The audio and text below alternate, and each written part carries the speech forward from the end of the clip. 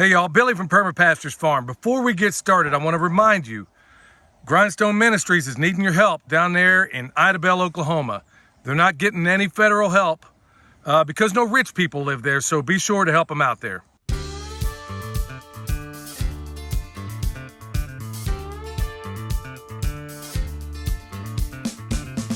This is Perma Pastures Farm in action. All right, y'all, today I got Billy's bone sauce and this. And for those that don't know, this is the world's best deer repellent. Is it a panacea? No, but you can't find better. I can guarantee you that. Here's why I'm doing this video right now is because unlike last year, I wasn't even able to prune these trees until January. For some reason, if you look up and down here, it's basically an orchard going this way. And then once this is kind of your, that post there is kind of your demarcation point. From there up, it's an orchard on each side of the road. Here down is a food forest, and there's different methods and techniques for both. Now, the reason I'm doing it now is that if you can look, by and large, most of the leaves are off of these trees already. And why, what for, whatever, I don't know. But it does tell me one thing, is that it enables me to prune much faster than I did last year. In fact, some of those trees, I didn't even get the leaves off until February. But you know, it's supposed to be much colder this year. So what that enables me to do is, number one, I can prune. And here's the part that's gonna be painful for me. In the food forest, I'm gonna prune almost not at all. And that drives me nuts because I love to prune.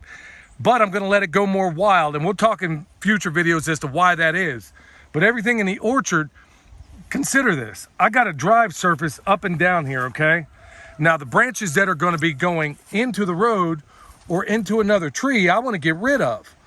So I'm definitely going to take my time when it comes to pruning up here.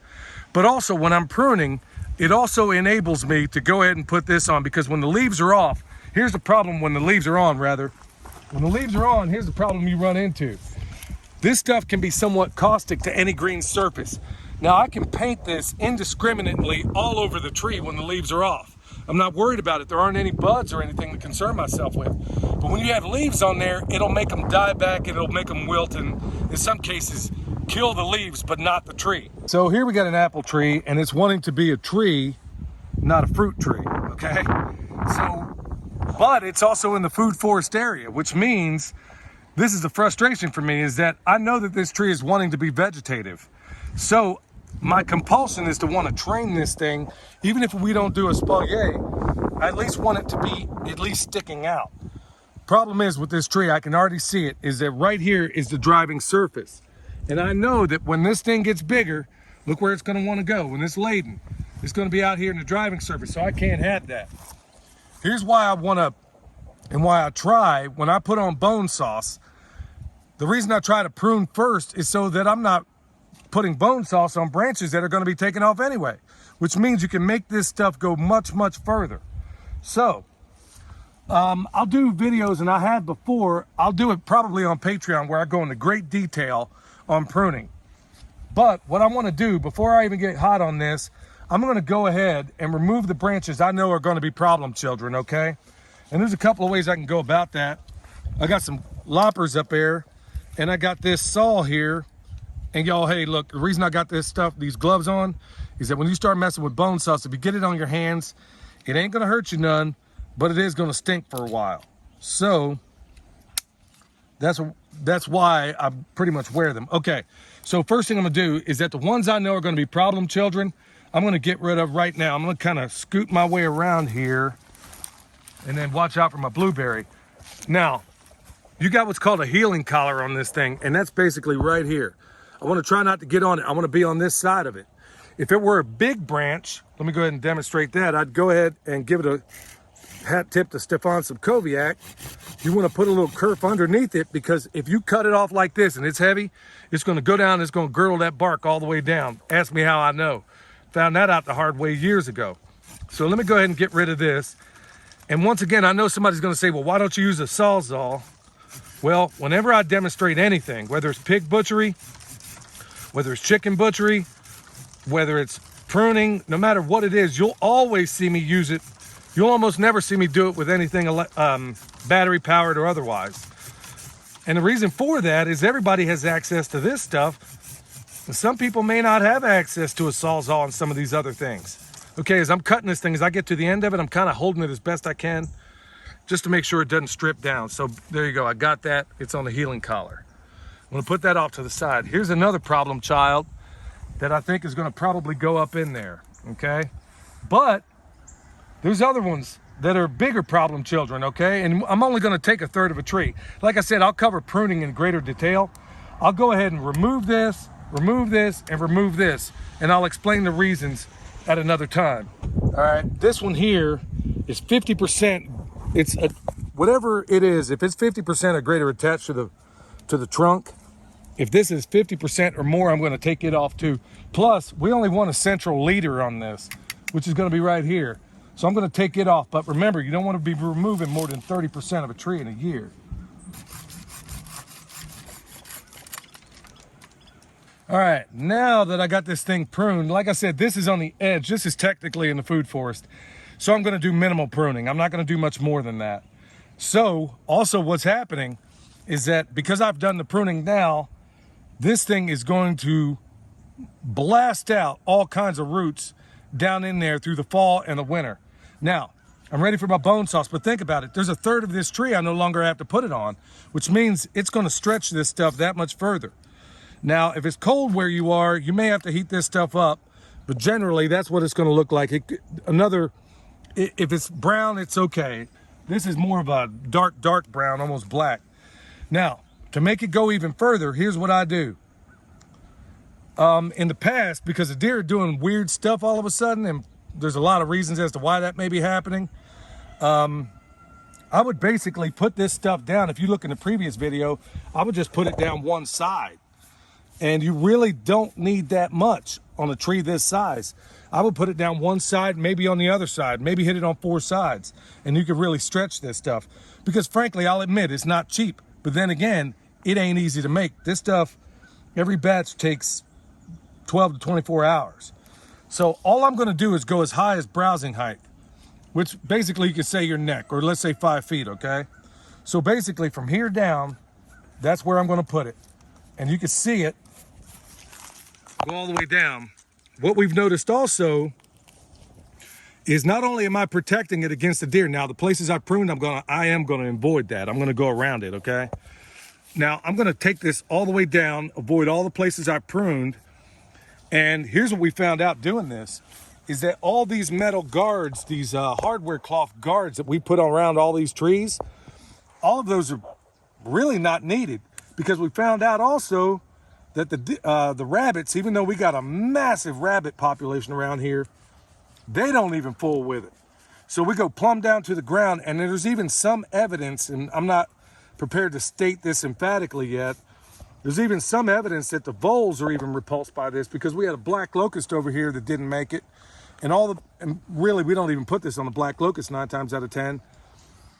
We found out that on that black locust, that it didn't make it, and the voles knocked it out, but the voles haven't messed with any of the fruit trees.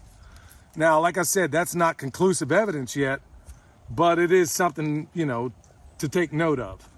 Now, the cool thing about having these leaves off is now I can indiscriminately go up and down each one of these branches up to browsing height.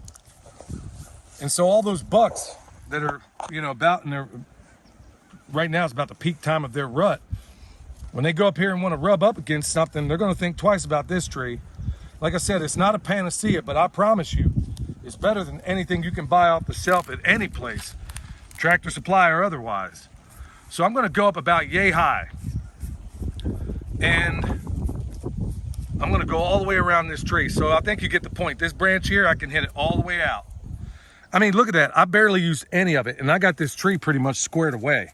Okay, there's one apple tree already squared away. If you got a bigger tree, clearly you're gonna need more.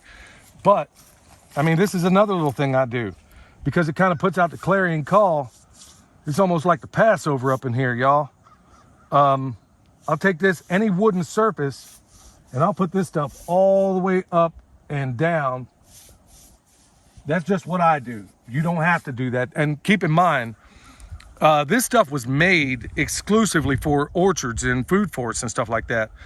But there's other applications that people have used, and we'll show you that here in a minute, where they've had great success. Like I said, it was never meant for that.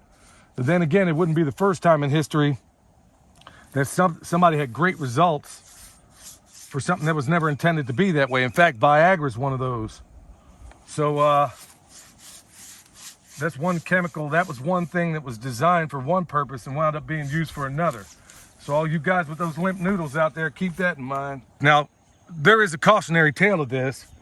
Look, and I'm not trying to give anybody any ideas, but here it is. I want this stuff wafting all over the place because I love wildlife. I just don't want you in my food forest in my orchard, you dig?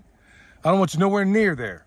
And frankly, in the areas where we didn't have this stuff on, the deer actually walked past the trees that had the bone sauce on and were sitting there messing with the ones that didn't. So yeah, foolish on me. So anyway, I want this stuff in the air. I want deer, but you're gonna have to go somewhere else. That's exactly how I roll with it. So with this said, okay, now the next point is, there's some people that have had great success in their gardens, all right? All right, here's another application. Yeah, and here's why you want to wear rubber gloves, because once you get this smell on you, it doesn't come off easier. Basically, take this stuff. This is what some people have done. Michelle put this down year before last on this bed, and all the rabbit problems went away, okay? Now, am I saying this is going to 100% work for you? I do not know, but it has definitely worked for us. I mean, there's rabbits all over this place, and we have not had to deal with them. Not ever since putting this stuff on here. So here's our little comfrey bed over here. This is one of the many beds we got, and other things are coming up over there, carrots and whatnot. But this is exactly how we use this stuff. And there's ways to make it stretch a little bit further, because I know it's not cheap, but nothing worth having is. And this stuff takes a long time to put together, and there's a high degree of failure in this stuff too, because everything has to be perfect to make it right. So that's how people are doing it. Like I said, it was never intended for this application right here. It was really intended mostly for trees and orchards. This is something that developed out of it, and it seems to be working pretty well for a number of people. So if you need any of this, you know where to find us at the website. If you need rice knives, t-shirts like this, we don't sell them. Actually, this is a ballin' t-shirt, ain't it? Got this from my homeboy Eric Sider. Go check out his YouTube channel. You can get some cool shirts like this. The best, coolest permaculture shirts on planet Earth. You can get them right there. And it kind of shows you, for the ones that are building a homestead or anything else from the ground up, that's what I love about this. It conveys the point very simply. So you need, depending on how you want to look at it, basically water, access, and then build your structures. That's how it works. And I love how it's easily conveyed on this shirt. So anyway, if you want that, go check out Eric Sider's coolest permaculture shirts around. Need bone sauce, anything from us. And like I said, check out Grindstone Ministries. They're doing some pretty awesome stuff right there in Oklahoma. And don't forget, if you need any, you need that butchery information, the butchery video that Jason from Sow the Land and we put out together. It's also linked down below. Freeze dryers, EMP shield, any of that stuff. You know where to find it. And there's Coco out there yelling. I guess he wants to be pet. Didn't do that this morning. He likes to be pet. Anyway. All right, y'all. Till next time, this is Billy from Perma Pastures Farm, where permaculture is my passion. We'll see y'all next time.